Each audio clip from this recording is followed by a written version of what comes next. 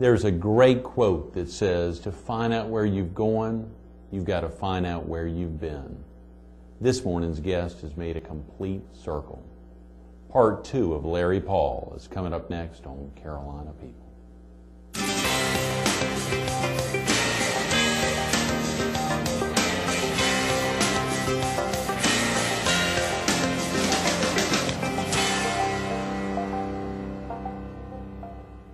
Good morning. Welcome to Carolina People. This morning we're People's Underwriters in Carolina Forest. We're focused on part 2 of the L.W. Paul, Horry County Living Farm Museum. And we're visiting with L.W. Paul himself, otherwise known as Larry. Larry Paul, good morning, Larry. Thanks so much for coming back again. Delighted to be here. Great being with you yesterday morning. Of course, for somebody who, after the interview we wrapped up, you'd said, I've never been on TV before. You not sure in didn't a program, not in a program. Seem that, sure didn't seem that way in an environment like this. And of course, People's Underwriters really opening their doors to, sure, kind of them to let us in at 7 a.m. when they're not open on a regular basis this early. Yesterday we were talking about something that's thoroughly underway, is going to be opening up in the not too distant future, albeit for you who's been collecting relics and artifacts for years. No time will be too soon. The L.W. Paul, Horry County Living Farm Museum. For viewers who weren't with us yesterday, give us a little idea of what's going to be happening and where it's going to be located. The museum will be the reproduction of a one-horse Horry County dirt farm, which is the backbone of the history of Horry County. We're all poor people in Horry County, not the rich slave owners, but poor people that work side by side with the blacks, and it's going to be a reproduction of that farm on 701 North, right on 701 near J. Reuben Long, right before you get to J. Reuben Long. And it'll be a one-horse farm complete with a mule and a milk cow and the chickens and some learning things for people. So there will be somebody out there all the time, I mean, to obviously take care of things? Our plan is to have the farm open with staff, with day-to-day activities, 5 days a week, and then on weekends have bigger activities like blacksmithing and grits making and syrup making and all in the bigger area. And we'll also have a market that you can buy stuff that grew there, and you can buy, there'll be a farmer's market there, and so we'll have a lot of things there, yes. Absolutely, and it's tied into the Horry County Museum. There's a great spin-off of that. It will be owned and operated by Horry County, yes. That's wonderful. HorryCountyMuseum.org, their phone number 843-915-5320. Yesterday you talked about some volunteer opportunities for folks to help both on the construction as well as staffing it later. We would like for people that would like to donate money. Sure. Or like to donate suitable artifacts and implements, or would like to donate their time as volunteers to contact the Horry County Museum and to talk to Walter Hill and do that. We have a form to fill out for volunteer labor. We would like for them to do that. Sure. We have a couple of little hurdles we need to jump to get them approved to be volunteers, so that when we're ready to do work, we can contact them. They're then free to go right on the premises and go to work helping us. Absolutely. I was reading recently, Larry, real quick about yourself, about an early loan you'd gotten from your dad. I think I saw it was a $33 loan. Am I correct on that? Share with viewers a little bit about that. Actually, I was a small child. Actually, let's see, Bill and Walter were in agriculture in school. And as a part of their deal in ag, they got a Duroc pig to have pigs. They got a pig from a breeder, and the deal was they could keep the pig, and out of the first litter of pigs, they had to give back 2 pigs to keep the thing going in perpetuity. So now they've got a pig to raise pigs and make money. Well, I'm a little kid. I'm littler than they are, but I know that I'm not ever going to be in ag. So I'm trying to figure out how to make money on the farm. There's no place to go. I'm a child. Yeah. The books that we had to look was Reader's Digest, my mother got, and The Progressive Farmer. Right. Well, I look at the Progressive Farmer, and it seemed at that time, we're talking about in the 50s now, it seemed at that time the thing to do would have been to eggs. Eggs, most money could be made on a farm in rural Horry County would be selling eggs. Right. So then I kept studying, and the white leghorn chicken was the one that produced the most egg per feed. Right. So I talked my daddy into loaning me $33 to buy 100 one-day-old white leghorn biddies, and enough later to buy some fence them, and enough later to buy some supplement. So when I left home, I had several hundred laying chickens that I gave to my mother. At 17, and I gave the operation to my mother. Is that right? Yes. And she carried it on for a a while, but then a little while, deteriorated after that. But that's yeah, sure. Well, I'd seen in there the piece about, I believe, going to sell dozens of eggs for maybe 50 cents. We had an egg route, and either my older brother would drive or somebody would drive. We would take the eggs on a route through Conway, and then the eggs that were remaining, we sold to Billy Joe Calhoun right here in Conway. Billy Joe's still around. We sold them to him wholesale, so we got rid of all the eggs every Saturday. Is that right, Larry? Probably vivid memories of that. You shared with us yesterday even vivid memories of age 4, 5, 6, and earlier years growing up in the Pauley Swamp section of Horry County, not far, I think you said 6, 7 miles from, as the crow flies, from Bucksport, and it's part of the county that a lot of folks may or may not know about. Yeah, it's actually about 3 or 4 miles from Bucksport. Okay, maybe excuse me. 2 or 3 miles from Pauley Swamp, laying in that section, and about 12 or 13 miles from Conway. Okay, sure. You know, as you think, obviously, to those early years, there's a lot of things that help set the stage for you to then get into the home building world, of which you were in and remain in, I guess, at some degree, Yes. for many, many years. What was it in your early childhood that you think got the ball rolling, that set the stage, that we may not have talked about yesterday, or maybe we did? Well, I just had drive. I mean, we were so poor, I knew we had to do better. Everywhere I looked, I thought everybody was so much better off than we were, and I wanted to be able to do better, to do better, and to do better, and to live by those 3 little simple things my daddy taught us. Work hard, be honest, and be a good neighbor. Live by those ethics and do better, and be able to help my family better. And my mother had she was a wonderful, wonderful lady, but she never got a chance to enjoy. But once I was successful, she never wanted for anything else the rest of her life. We managed to travel with her and take good care of my mom, and that was very, very important. That's wonderful. Speaking of travel, I understand you like that as a good pastime, like to travel. Is that principally in the U.S., or do you like to leave the country? Well, I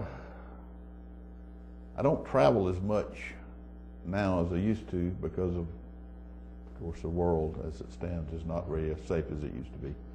I do have a little farm in Puerto Rico that I go to probably every year, but I've messed with real estate from Maine to Florida, and I like our soil. Right. I like good old Horry County. That's my passion. I do have a place in the mountains that I spend a little time at, but I like Horry County. Do you still get out and get your hands? Oh yes, I love it. Yeah. Yes. Even today. I love it. That's right. I wasn't able to work any for years because of the massive size of the organization. You know, you had 3 superintendents in the field and 4 or 5 carpenter foremen, and you didn't really have a chance to do any hands-on. But that's always, I love hands-on work. Yes. You shared with us yesterday there was a point where y'all were opening 4 homes. Am I correct? A day? I mean, on average, even building more. Well, we tried to build a house every day, move a new family in a new home every day. Move one in a new home. That's right. Forgive me. And we would average, though, not 5 a week, but 4 a week. So 4 a week. 4 a week. Yeah. We built about 200 houses a year for many, many years. That's an incredible number when you think through 4 a week. Thousands of houses over the years. Yes. Yeah. Do you remember your first? Do you have some memory? Philip of that? and Shirley Barnhill are friends of mine, still around today. I built my first house with them when I was at Conway Metal Company. They wanted a house, and I helped them with the plans, and we sent it out for bids, and all the bids came in way, way, way higher than it should have. And I told them I had figured every piece of material, and I thought it was too much. And they said, why don't you build it? And that's how I started. So I built it for what I thought it should be built for. Is that right? And they're still around today. The house is still here today, so won't long before we got into the business. I thought, well, if all the builders have to have that kind of profit, right, I'm going to get in and build 10 times as many houses. Right. That was my goal. Good for you. And people like Mr. Wall and Mr. Benson and Mr. Duncan and all those people, Mr. Winfield, helped me with that. I mean, they trusted me. They trusted me. And of course, for somebody coming off of a farm, you probably didn't have a big balance sheet, a big personal financial statement. I had nothing. What was it, do you think, as you look back on your own youth, that made those men say, okay, we'll give this boy a little... I don't know. I know my Uncle Jim Paul. I know all the Pauls, the history of the Pauls in Horry County. They're good, solid, honest, hardworking people. I do know that when I built Philip and Shirley's house, I went to Ms. Mary Hart at Conway National Bank and asked for a loan, and she said I could have a loan to finish the house. When I got ready to come back, and I did, and she handed me a stack of lien waivers. I had to get everybody that had worked on that house to sign saying they'd been paid. I said, Ms. Hart, they ain't been paid. That's why I need the money. Well, that's a bank policy. So I take a thick stack of lien waivers and go. And I know I've got the house framed, but next week I'm going to have to meet payroll, and I don't have the money. Not this week, but next week. I went into a little old bank called Conway National Bank. Conway National Bank. And I walked in, and there was a fellow named Luke Benson. He was the president of the bank. And I walked in and told him my story. I needed $8,000 to finish that house. He said, Larry, how do you want that money deposited? No.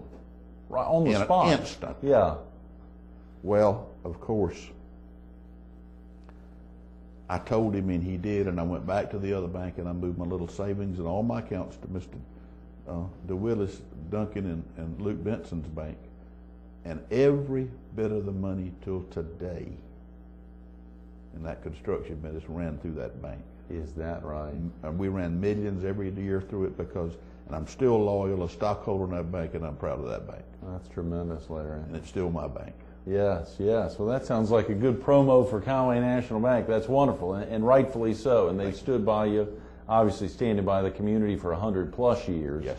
And probably some other great stories other than the L.W. Paul story, probably some other folks like yourself that had equal support, that went in and made a plea to a Benson or a Duncan or otherwise, and they helped get the ball rolling. They were more people of integrity. Right, right. That's tremendous.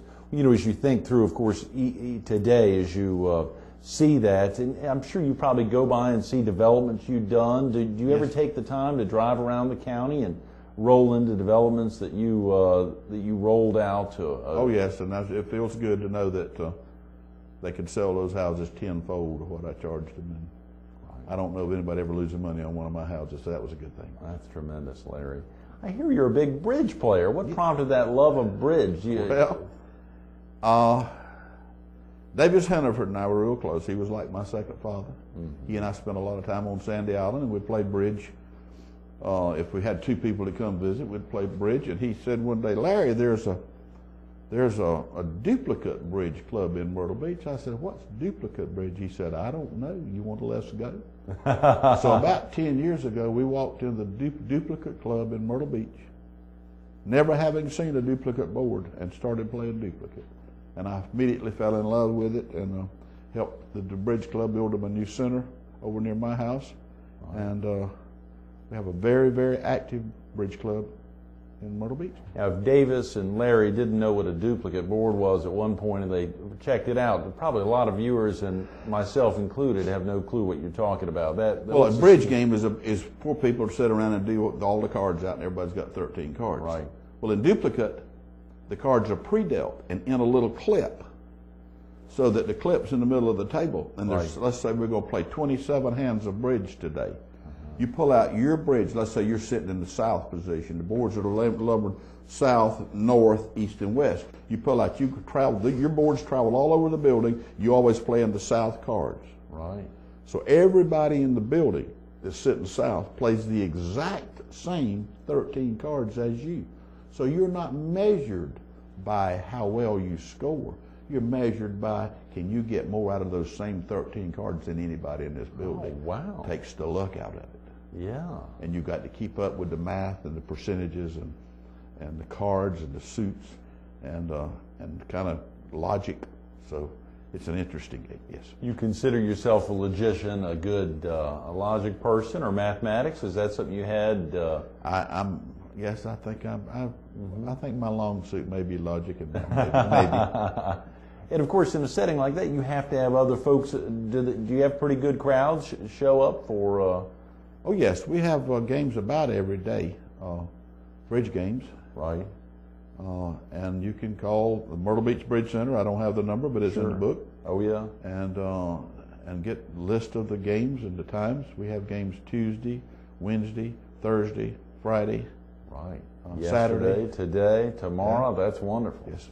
That's wonderful. Of course, I've also heard of your love of the outdoors and respecting the environment. I guess you probably don't have a lot. I mean, you're kind of spread out, taking on this new project. Yes, of the Living Farm Museum. I guess I'm a conservationist. I enjoy Sandy Island. I've wanted to help preserve Sandy Island. I've worked real hard to preserve Sandy Island, and along with a lot of other people. And I have a couple of houses on Sandy Island, and I'm a volunteer with a conservancy and the state, and I have vehicles on Sandy Island as a volunteer. Yes, that's fantastic. And I have property on both ends of the island that I own, and 2 houses, one on each end, and a little property in the middle, so that I probably had driving rights anyway, but we made me an official volunteer so there wouldn't be any question that my vehicles are legal anywhere I might want to put them on that island. And I work to keep the roads up and things, as I have for 35 years. That's wonderful, Larry. 30 years anyway.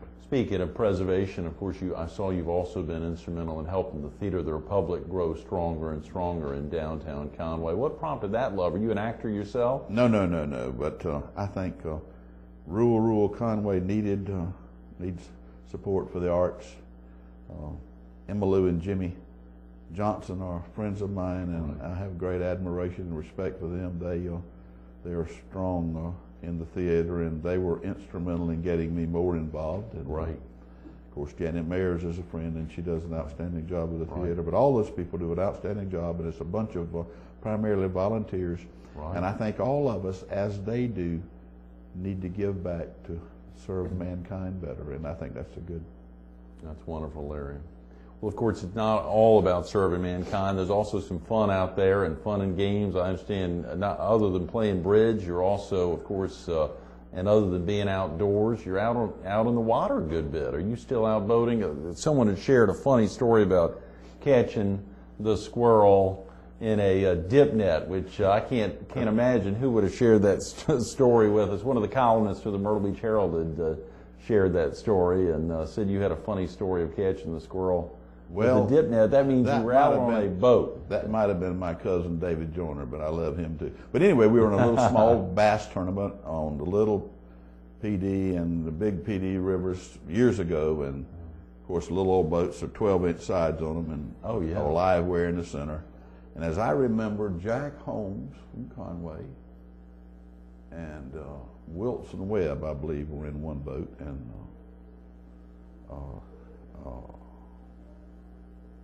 I was in the other boat, and we had caught a couple of, Ben Revis was with me, and I had caught a couple of fish. And normally you pull up by them little boats and you look, let me see your fish, and you lean over and you look in the weir. Well, we caught a couple of bass, and we found a squirrel swimming Big Bull Creek, a big cat squirrel swimming Big Bull Creek. Yeah. So I drove by him and got my net ready, and I opened the weir, and I dipped him, I put him in the weir, and I closed it. Went on to where Jack was, because I knew Jack was going to look in the weir. Oh, yeah. Pulled right up. He said, "Got any fish?" I said, "Yes, sir. Got a couple of nice." Let me see him. And I pulled right up where he get his head right down. He leans down like that and opens the weir. And that squirrel commenced to coming out and up his arm and up his face and on top of his head and jumped back in the water. And he looked at me and said, "You bastard." That's all. That's the end of that story. Yeah, that's all he had to say. But I love Jack. Absolutely. Golly. He was my dearest friend and still a close friend. Yeah. And now I play bridge some with his wife. Is that right? But he was my dearest friend for a lot of years. You think about, of course, so many great names. You shared with us some wonderful names yesterday. Obviously, some folks who were instrumental. And as you said, their word was their bond. Absolutely. People of integrity. Are you concerned that today's day and time, that there has to be so much more in contract form because people's word is no longer their bond? Is that I am very concerned. I'm concerned about, I think I'm the last generation with the work ethic that we had. We worked harder than any Mexicans work today or anybody works today. We had a very, very strong work ethic. We have deteriorated with integrity and work ethic both in our country. What do you think is... I don't know. I think we try to do better for our children and we maybe spoiled them too much. We tried to give our kids all the things we did not have, and we maybe made some mistakes doing that. And that's indicative of lots of parents, and grandparents, obviously, who go through that. You think now yourself as the father, and you're a grandfather as well. I saw here on your bio, obviously, 3 grandchildren. Where are they located, Larry? The oldest, Eddie's son, is in Georgia at Georgia Tech. Great, yeah. And the other 2 are in Mount Pleasant. Oh, good, good. In grade schools. You all get together often? Yeah. Oh, yes, very much, yes. We're close.